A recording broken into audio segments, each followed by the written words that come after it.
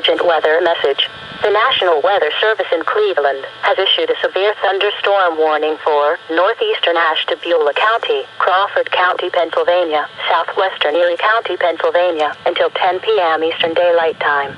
At 8:58 p.m. Eastern Daylight Time, the National Weather Service Doppler radar indicated a severe thunderstorm capable of producing quarter-size hail and damaging winds in excess of 60 miles per hour. This storm was located between Ashtabula and Conneaut and moving east at 45 miles per hour. Locations impacted include Meadville, Albion, Linesville, Edinburgh, Cambridge Springs, Titusville. This is a dangerous storm. Seek shelter inside now and stay away from windows. Repeating, a severe thunderstorm warning has been issued until 10 p.m. Eastern Daylight Time for the following county: Ashtabula, Ohio, and the following counties in Pennsylvania: Crawford and Erie.